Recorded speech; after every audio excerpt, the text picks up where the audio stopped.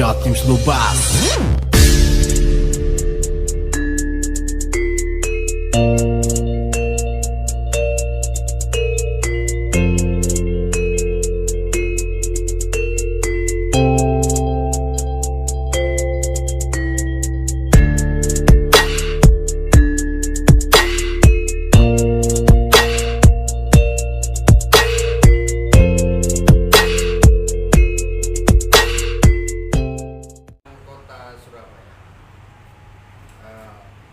Ini masyarakat ini kebetulan ada warga dari Tren Sekali Gagir Surabaya.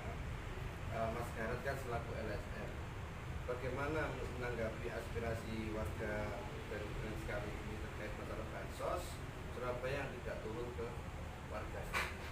Ya, sebenarnya kami sudah mendengar, bukan hanya di Tren Sekali, kebetulan juga di beberapa wilayah. Memang saat ini masyarakat yang terdampak ini sudah sangat sudah menjerit semua ya, kebingungan, bingung, aku kok belum oleh, ya, saya belum dapat bantuan, mengadu kepada siapa, sedangkan dari pihak kepala negara ya, presiden sudah menyampaikan dengan mensederhanakan bantuan ini segera realisasi ke lapangan.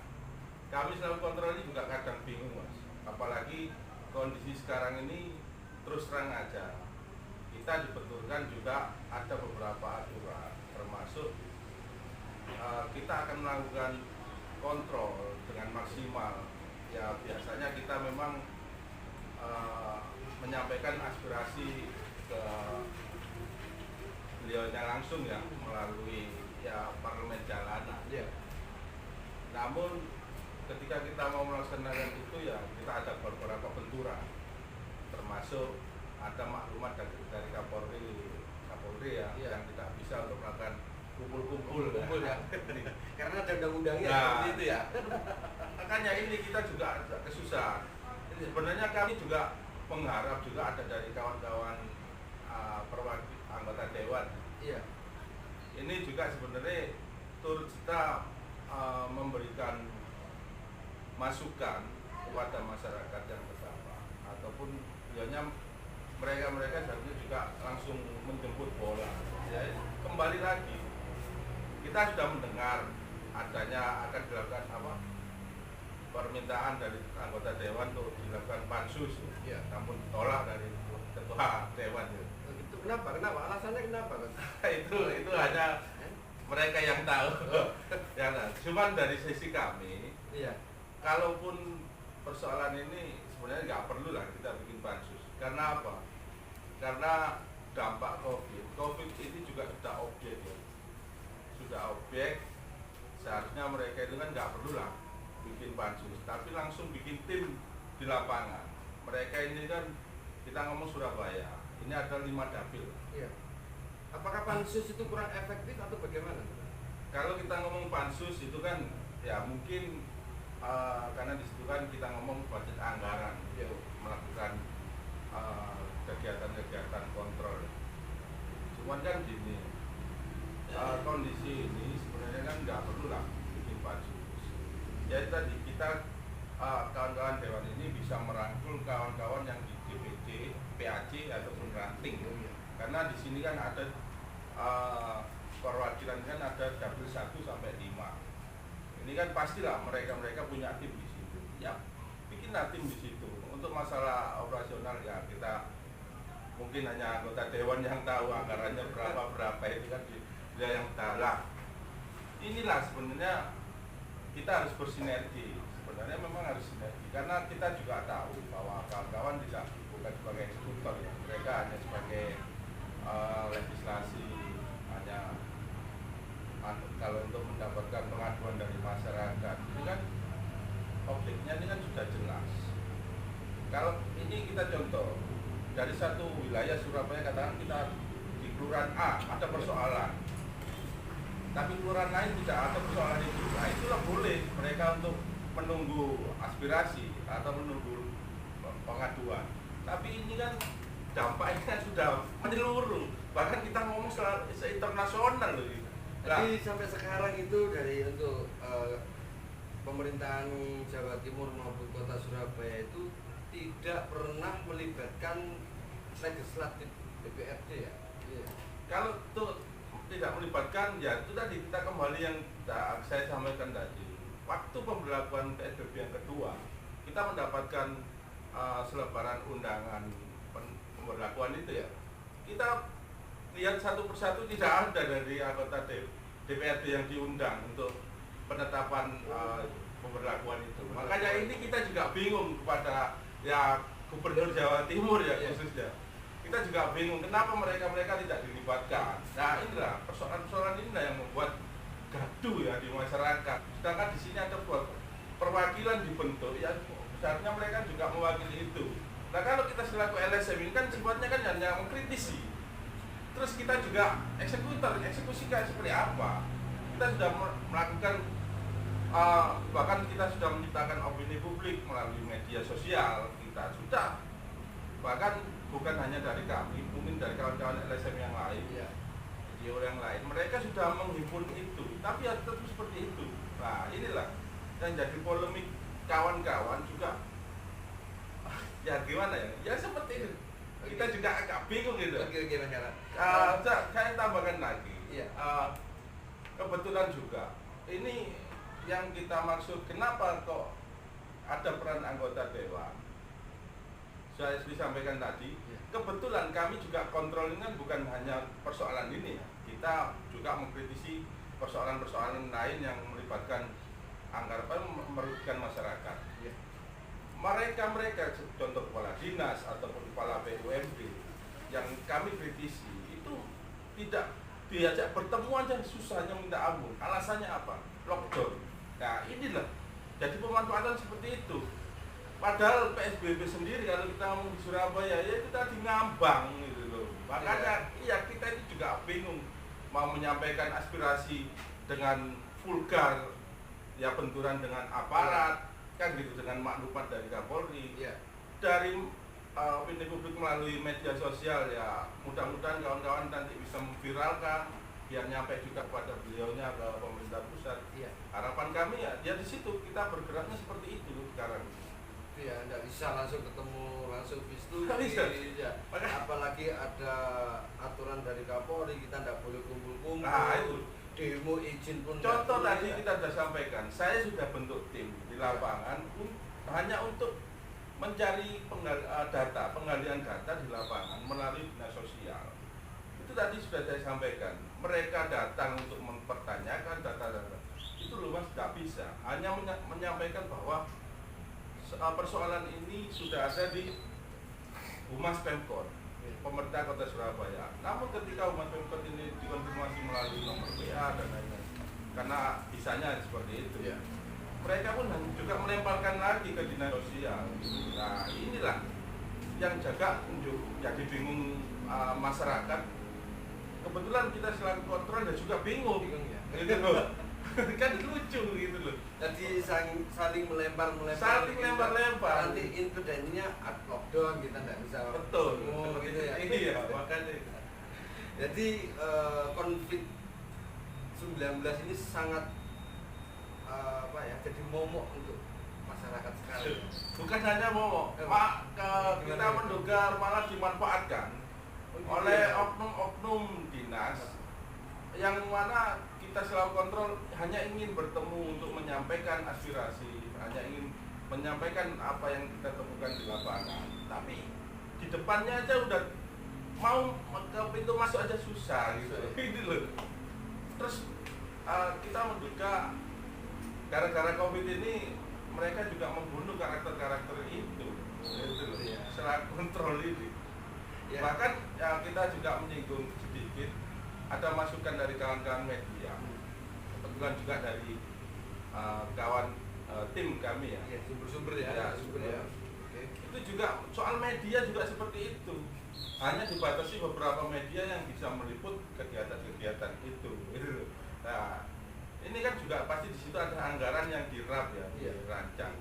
Nah, kenapa kok media hanya dibatasi? Nah, inilah kita juga bingung, kita bergerak bersama kawan-kawan media juga bingung untuk kontrol masuk juga bingung. apakah hanya disuguhkan dengan mohon maaf kalau saya berbicara agak kasar, ocehan-ocehan mereka yang seolah-olah sudah mengetahui kondisi di lapangan. Apakah hanya itu? Terus peran kontrolnya di mana? Kalau kita ini dibatasi kan itu. Kalau boleh tahu Mas Gatot, yang tempat di mana, instansi mana yang membatasi untuk peliputan terkait masalah corona ini? Kalau ngomong batasi gini Mas, yang saya maksud itu kita ada temuan bahwa ada hanya beberapa media, puluhan media yang hanya bisa meliput di dalam ya, di dalam ranah-ranah itu. Tapi yang di luar ini bagaimana kan gitu? Karena ini juga nyangkut anggaran Mas. Ya kita kasihan lah kawan-kawan media juga, karena di sini dampak ini kan juga bukan hanya untuk masyarakat, tapi kawan-kawan media juga harus diperhatikan kan. Nah, pemerintah Provinsi Jawa Timur setahu kita sudah menganggarkan kurang lebih 4 miliar ya untuk kawan-kawan media. Yang untuk yang di saat peliputan sekarang. Ya, jadi untuk kegiatan peliputan di provinsi ya, di provinsi itu anggarannya dianggarkan 4M. Kurang lebih seperti itu yang kita dapat dari kawan-kawan media. Jadi 4M itu untuk berapa media? Mas Gatot boleh tahu? Yang kami dapat itu kurang lebih ya, hanya untuk 15 media ya. 15 media. Iya, itu pun yang hanya terdaftar di dalam ya kita sampaikan Pokja ya, Pokjanya. Sedangkan pada profesi seperti wartawan, jurnalis itu kan masih juga ada yang nggak pokja di situ, tapi tetap membedakan itu nanti bisa kawan-kawan konfrontir ke mereka. Itu. Oke, terima kasih. Kita kembali ke Pak Warsito untuk mewakili warga Trenskali Jagir. Ini kebetulan ada LSM juga Pak Warsito. Harapan sampai bagaimana untuk terkait masalah bansos ini itu bisa nyampe ke pemerintah Kota Surabaya, provinsi maupun Jakarta.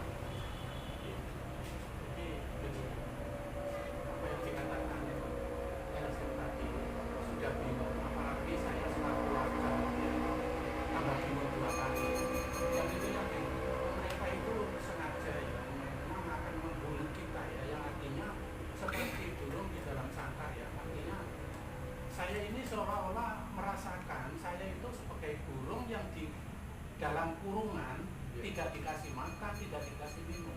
Kira-kira bagaimana nasibnya burung itu kan seperti itu.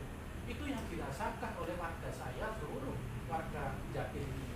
Sekarang yang dirasakan sekarang ini ya? Iya, yang saya rasakan sekarang ini. Apakah kita hanya cukup berdoa supaya bansos ini turun ke Trenskali Jagir sini? Itu tidak mungkin kalau kita tidak berusaha untuk mencari orang-orang siapakah yang bisa memperjuangkan nasib warga yang begitu lelah ya, artinya sudah kritis ya, artinya sudah enggak makan sama sekali. Kita dibatasi segalanya, kita mau pulang tidak boleh karena ada pembatasan PSBB tadi. Lalu terus gimana? Kita mau nyari makan gimana sedangkan kita mengatakan sembako ini tidak turun kan gitu kan. Sedangkan turun pun itu tidak mencukupi. Sekitar warga 80 hanya 6 orang, 5 orang yang dapat. Bagaimana yang lain? Nasibnya seperti itu. Nah, saya sangat emosi sekali sebagai LSM Darat ini. Bagaimana untuk menyampaikan kepada pemerintah yang beliau itu lebih cerdas atau beliau itu lebih mengerti arah mana, bagaimana nasib warga Trenskali Jagir ini supaya mereka itu mendapatkan haknya untuk bansos ini. Ini bukan masalah miskin, ini masalah COVID-19 yang intinya tidak ada orang kaya pun ya juga menanggung risiko COVID-19. Orang miskin tambah nemen kan gitu ya. Kenapa pemerintah itu tidak sampai di Trenskali ini? Ini yang saya sangat emosi sekali. Oleh karena itu, saya malam ini menyampaikan kepada LSM Darat, sampaikan kepada wali kota atau yang dinas-dinas terkait masalah PSBB ini, masalah bansos ini, supaya nyampe di seluruh Trenggalek. Itu aja hanya harapan saya. Bagaimana caranya untuk mendapatkan itu? Apakah kita harus lapor ke Dinsos? Apakah kita harus lapor pada polisi? Kita ini, saya ini warga yang intinya saya itu tidak berpengalaman. Saya itu sangat minim pendidikan. Jadi apapun tergantung pada siapakah yang bisa memperjuangkan saya supaya kita bisa hidup sehari-hari saya. Itu aja lah. Ini saya sampaikan pada. Terima kasih Pak Masito atas keluhan atau warga Trenggalek Jagir Surabaya. Ini untuk menyikapi terkait aspirasi warga Jagir Trenggalek, langkah-langkah apa yang akan ditempuh oleh Ketua Mas Ahmad Darat selaku Ketua LSM Gabungan Rakyat Demokrasi? Untuk saat ini ya, memang persoalan ini kan bukan cuma satu atau dua atau hanya beberapa, tapi kita berbicara secara global. Mungkin yang disampaikan Pak Wasito tadi ya terus terang saya juga mendapatkan di wilayah lain juga gitu ya. Bahkan ini tadi sudah saya sampaikan, satu RW-nya sendiri yang menyampaikan ke saya, Mas, satu RW ini lo belum mendapatkan sama sekali. Bagaimana dengan yang satu, ya mohon maaf, satu kampung ini, kalau saya berbicara mungkin satu RT, ini satu RW loh, belum mendapatkan. Nah, artinya seperti apa? Kita sudah, tadi sudah saya sampaikan, untuk saat ini memang kalau kita bergerak secara parlemen jalanan ya mungkin bisanya hanya kita melakukan orasi-orasi di parlemen. Cuman tadi sudah disampaikan beberapa faktor yang tidak bisa dilaksanakan itu. Ya kita bersuaranya ya melalui seperti ini, dengan kita diskusi seperti ini. Kita berharap nanti kawan-kawan media juga menyampaikan itu.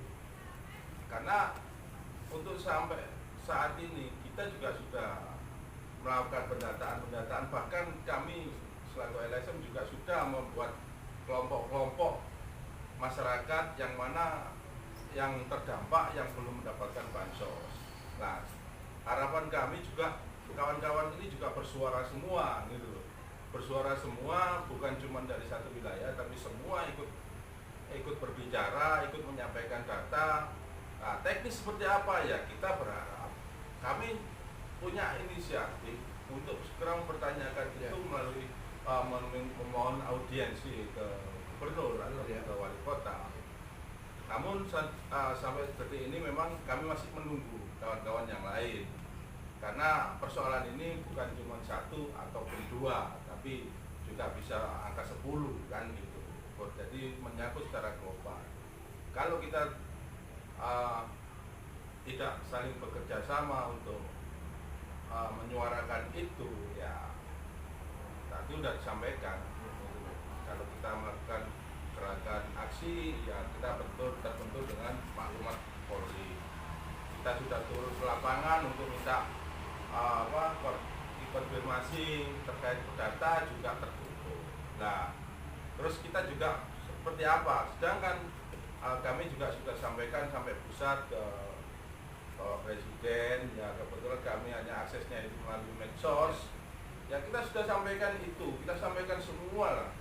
Untuk masalah hasil ya kita kembali lagi, mudah-mudahan itu bisa diviralkan kepada kawan-kawan, jadi bisa nyampe. Karena setahu saya tadi beliau sudah mendengarkan ini, bahkan mempunyai statement bahwa yang belum mendapatkan bansos segera ke RT, ke RW, ke tingkat kelurahan. Nah, realisasinya ke lapangan bagaimana? Presiden sudah menyampaikan ke menteri-menterinya untuk mensederhanakan paket bantuan-bantuan ini, kan gitu. Nah, untuk masyarakat ya mudah-mudahan mengikuti instruksi Presiden. Kalaupun ada temuan itu baru ayo. Kalau memang ini ada ranah hukumnya, ya nanti kita bisa melakukan pengaduan kepada pihak kepolisian. Kan? Oke, terima kasih Mas Gara Gabungan Rakyat Demokrasi, dan terima kasih juga kepada Bapak Marsito yang dimana telah mewakili 82 warga di Trenskali Jagir Surabaya.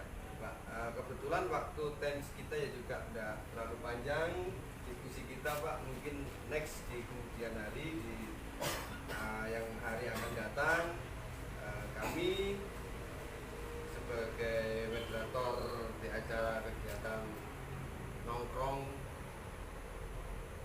ngopi ya bersama ya di pinggir kali, saya bersama Ketua Mas Ahmad Karat selaku Ketua LSM dan Pak Marsito. Pemirsa, mungkin ini ada pesan dari saya untuk masyarakat Surabaya khususnya, bahwa yang belum mendapatkan bantuan silakan untuk ke pihak RT maupun RW, karena mereka lah yang pejabat yang paling langsung ke masyarakat. Jadi kalau umpama begitu sudah disampaikan, kalau di wali kota maupun kecamatan dinsos itu akan dilempar kembali ke RT RW. Oke, terima kasih pemirsa, sampai jumpa di lain hari. Assalamualaikum warahmatullahi wabarakatuh.